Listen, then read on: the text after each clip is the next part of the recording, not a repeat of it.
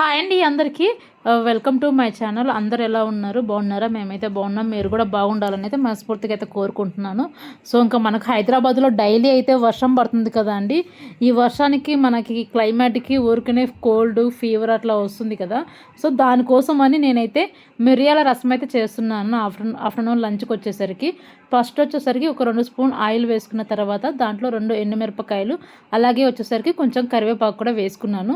అవి లైట్గా ఫ్రై అయిన తర్వాత మనకు ముందుగానే వచ్చేసరికి ఇంతకుముందు నేను పట్టి పెట్టుకున్నాను రసం పౌడరు. దాంట్లో ఏమేంటి అంటే ఒక స్పూన్ మిరియాలు, అలాగే వచ్చేసరికి 1.5 స్పూను జీలకర్ర, ఒక 10 వచ్చేసరికి మెంతులు, అలాగే వచ్చేసరికి కొంచెం ఒక స్పూన్ ధనియాలు, ఎండుమిరపకాయలు మనకు కొంచెం కారానికి తగ్గినట్టు, అలాగే కొంచెం వెల్లుల్లిపాయలు ఒక 10 వేసుకోండి. అలాగే కొంచెం కరివేపాకు కూడా వేసుకోండి, ఉంటే ఫ్లేవర్ బాగుంటుంది.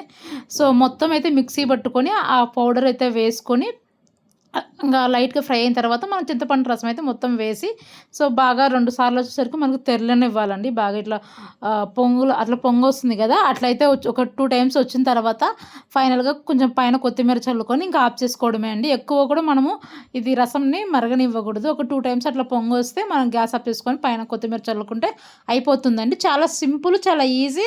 మనకు కోల్డ్ అట్లా చేసినప్పుడు ఇట్లా మిరియాల రసం చేసుకుంటే మనకు ముక్కులకు కానీ మన గొంతుకు కానీ బాగా ఫ్రీగా అనిపిస్తుంది కదా. సో ఇంకా నేను